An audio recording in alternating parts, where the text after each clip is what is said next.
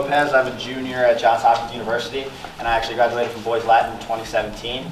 My experience coming into Boys Latin is kind of unique. I went to Dunbar Middle School, actually right up the street, and my Little League baseball coach told me, I think Boys Latin would be a great fit for you, kind of maybe in high school. And I was in 7th grade at the time. I was like, okay, that's a good idea. He had me come, meet with Mr. Curry, meet with Mr. Post. I was like, I did my placement exams. I was like, it'd be a really cool experience. I'm kind of waiting to hear back. Then I get a call from Mr. Curry 2 days before school starts.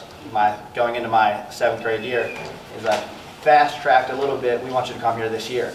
Well, I didn't know any teachers. I didn't really know any people coming in, so I was like, okay, well, it might be a little adjustment, but more than excited. My first day coming in could not have been any easier. 10, 12 guys come up, see a new face, introduced myself to them. There's 2 or 3 new teachers that come up to me. I didn't do any of the summer reading, didn't do any of the summer math. I was kind of so far behind, and took my hand right away and kind of walked me right through it. So that was just, I know everybody's coming in, so I wanted to start off with that. But when Coach Farrell asked me to come in to speak to you guys, be honest about your high school experience here. And the best way for me to do that, I think, is kind of tell you 2 quick stories. I played baseball here, and I'm actually playing baseball at Johns Hopkins. And I did win the championship 2016, 2017, which was 2 amazing years. But one experience that stood out to me the most was actually my freshman year. In the playoffs, I was, like I said, as a freshman, it was the 6th inning, bottom of the 6th inning. We were up 7-6. Coach puts me in a pitch. I'm like, all right, I got it. I'm a little nervous. I walk the first guy, I strike out the next guy, walk the next guy, strike out the next guy, and walk the next guy. So I walk the bases loaded, there's 2 outs, the next guy 2 strikes, and I hit the next guy. So I'm like, all right, so obviously now the nerves are going anymore. They just tied the game. I'm almost expecting to get taken out, and then Coach leaves me up for one more batter. 3-2, and I walk that guy, walk in another run. Coach pulls me, brings in another guy, top of the 7th inning, we didn't score, ended up losing by 1 run.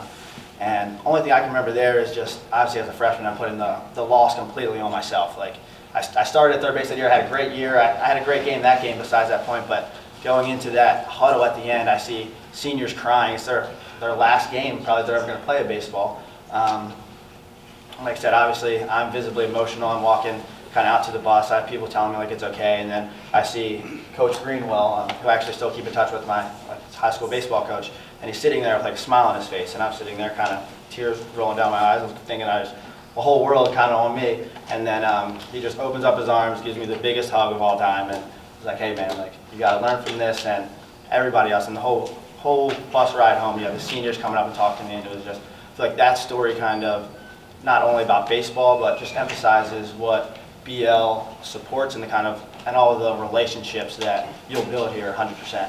And the other story, real quick, is actually the day I found out I got into Johns Hopkins. So December 15th, I knew it was, I think, 2:00 p.m. was when the decision was going to be released.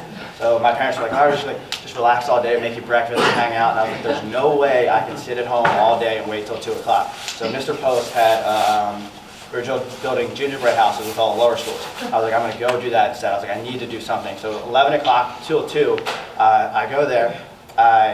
We're building the gingerbread houses. I know it's getting close. And like I said, I'm just on my phone, kind of refreshing a little bit. And all of a sudden, 2 o'clock comes out, and I find out I get into Johns Hopkins. And first person I see is Headmaster Post, who actually went to Johns Hopkins. It gives him the biggest hug ever.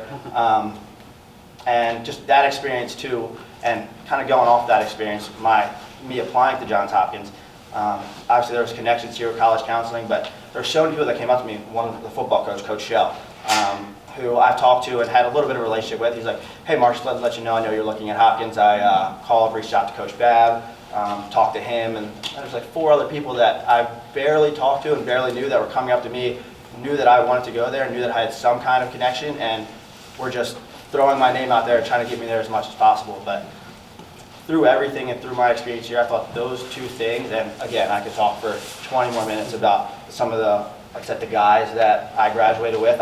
We're obviously in a group chat. We see each other 10 times a year, and same with the teachers. One of my favorite teachers, Miss Gazen, actually just moved and left, but I keep in touch with her. We send emails probably 2 or 3 times every few months. But things like that, which I got here, I don't think really can or are replicated any other place. You get so much individualized attention here, and the relationships that you will build, not only, like I said, with your friends, the faculty, but alumni is just kind of beyond anything else. And like I said, I couldn't thank BL anymore, and I know that I would not be in the place I am today without Bill Brown.